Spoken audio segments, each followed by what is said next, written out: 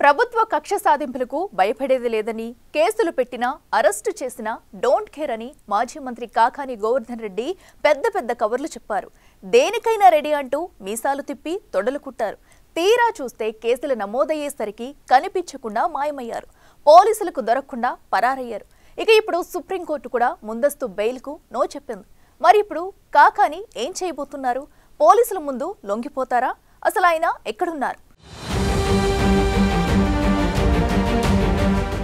Quads ఖనిజం అక్రమ తవ్వకాల కేసులో మాజీ మంత్రి వైసీపీ నేత కాకాని గోవర్ధన్ రెడ్డికి సుప్రీంకోర్టులో చుక్కెదురైంది. అరెస్టు నుంచి రక్షణ కల్పించేందుకు సుప్రీంకోర్టు నిరాకరిస్తూ ఆయన ముందస్తు బెయిల్ పిటిషన్ కొట్టివేసింది. పైపెచ్చు తనపై కేసుల్లేవంటూ కోర్టునే తప్పుదారి పట్టించేందుకు ప్రయత్నించారని ఆగ్రహం వ్యక్తం చేస్తూ ముందస్తు బెయిల్ ఇవ్వాలని ఆయన దాఖలు చేసిన పిటిషన్ను తోసిపుచ్చింది.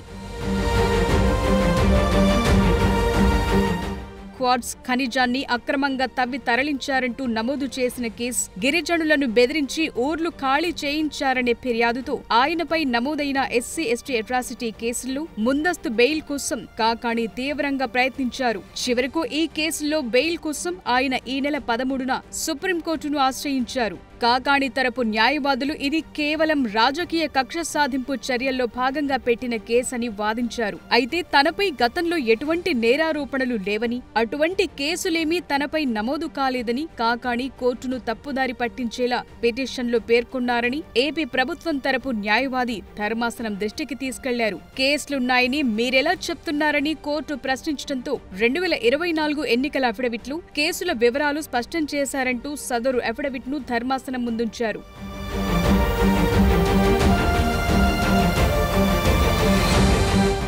దాన్ని పరిశీలించిన కోర్టు తమను తప్పుదారి పట్టించే ప్రయత్నం చేశారంటూ కాకానిపై మండిపడింది. కేసులో దర్యాప్తు కొనసాగుతోందని, వాస్తవాలేంటో స్పష్టత రావాల్సిన అవసరం ఉందని, ఈ నేపథ్యంలో అరెస్టు నుంచి మినహాయింపు ఇవ్వలేమని తేల్చి చెప్పింది. ముందస్తు బెయిల్ ఇచ్చేందుకు నిరాకరిస్తూ పిటిషన్ను డిస్మిస్ చేస్తున్నట్లు తెలిపింది. అయితే కొట్టివేయొద్దని, ఉపసంహరించుకుంటామని కాకాని లాయర్ విజ్ఞప్తి చేయడంతో ధర్మాసనం అంగీకరించింది. సుప్రీంకోర్టు ఆదేశాల నేపథ్యంలో క్వాడ్స్ కేసులో కాకానికి అన్ని దారులు మూసుకుపోయాయని పోలీసు వర్గాలంటున్నాయి. ఇప్పటికే 7 వారాలుగా ఆయన అజ్ఞాతంలో ఉన్నారు. ముందస్తు బెయిల్ కోసం సుప్రీంకోర్టుపై పెట్టుకున్న చివరి ఆశ కూడా ఆవిరవటంతో అజ్ఞాతం వేడి లొంగిపోక తప్పని పరిస్థితి ఏర్పడింది. ఈ కేసులో విచారణకు హాజరు కావాలని నెల్లూరు పోలీసులు 3 సార్లు నోటీసులిచ్చినా ఆయన రాలేదు. దీంతో దేశం వదిలి వెళ్లటానికి వీల్లేకుండా అన్ని విమానాశ్రయాలకు పోలీసులు లుకౌట్ నోటీసులు పంపారు. ఇదే సమయంలో ఆంధ్ర, తెలంగాణ, కర్ణాటక, తమిళనాడు రాష్ట్రాల్లో ఆయన కోసం ముమ్మరంగా గాలిస్తున్నారు.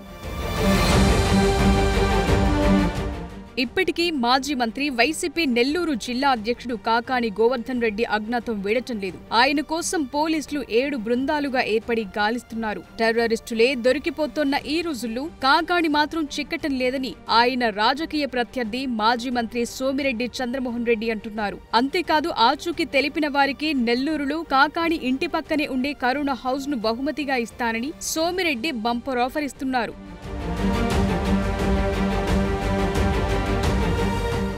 అసలు ముందస్తు బెయిల్ వచ్చాకే కాకాని నెల్లూరుకు వస్తారా అన్న డౌట్లు పెరుగుతున్నాయి. ఇప్పటికే అక్రమ మైనింగ్ కేసులో 10 మందిపై కేసులు నమోదు చేయగా అందులో కాకాని A4గా ఉన్నారు. అధికారం కోల్పోయినప్పటి నుంచి కాకానికి కష్టాలు షురూ అయ్యాయి. హైకోర్టులో ఇటీవలే ముందస్తు బెయిల్ క్వాష్ పిటిషన్ విచారణను జూన్ 16కు హైకోర్టు వాయిదా వేసింది.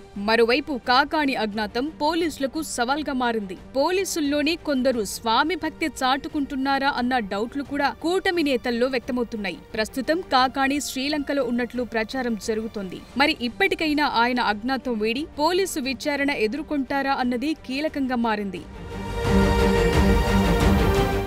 ఎలాంటి అరెస్టులకు, కేసులకు భయపడేది లేదన్న కాకాని ప్రస్తుతం పోలీసుల విచారణ నుంచి తప్పించుకుని తిరుగుతున్నట్టు ఆయన సొంత నియోజకవర్గం సర్వేపల్లిలో తీవ్ర చర్చలకు దారితీస్తోంది. మరోవైపు కాకానిపై సర్వేపల్లి ఎమ్మెల్యే సోమిరెడ్డి చంద్రమోహన్ రెడ్డి తీవ్ర ఆరోపణలు చేస్తున్నారు. కాకాని చేసిన పాపాలన్నీ బయటకొస్తాయని, ఎంత తప్పించుకున్నా జైలుకు వెళ్లక తప్పదంటున్నారు. సర్వేపల్లి నియోజకవర్గంలో భారీగా భూదోపిడీకి పాల్పడ్డారని, తనపై 17 అక్రమ కేసులు పెట్టించారని చేశారన్నారు. కాకాణి డబ్బు కోసం గడ్డి తినటంతోనే పాపాలు వెంటాడుతున్నాయన్నారు. అంతేకాదు కాకాణి ఆచూకీ తెలిపిన వారికి బహుమతులు ఇచ్చేందుకు సిద్ధమంటున్నారు.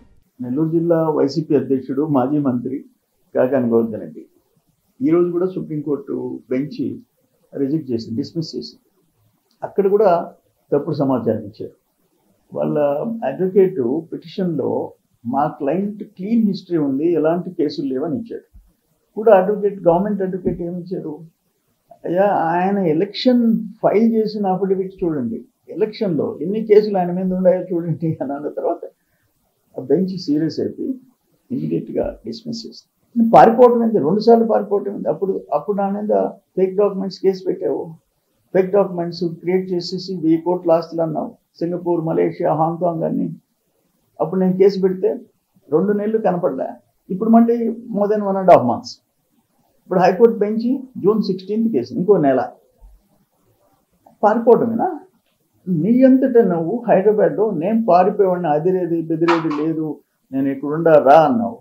పోలీసు పోతే లేవు, 3 నోటీసులు ఇస్తే లేవు, 3 బంగ్లాల్లో ఇచ్చారు నీకున్న 3 బంగ్లాల్లో నోటీసులు ఇచ్చారు. లేవు. నీ లైఫ్ హిస్టరీయే తప్పుడు కేసులు, తప్పుడు పనులు, తప్పుడు చేస్తారు, దోపిడీ.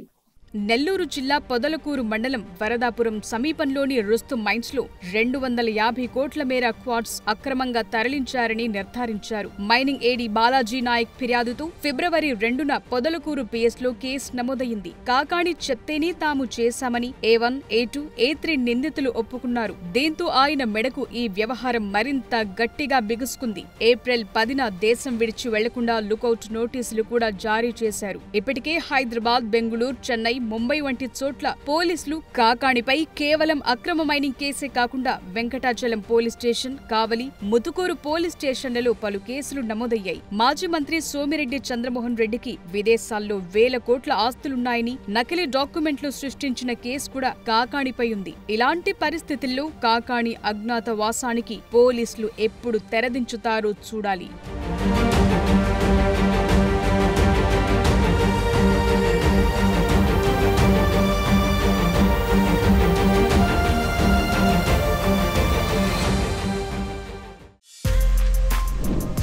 For more videos like this, subscribe Big TV channel.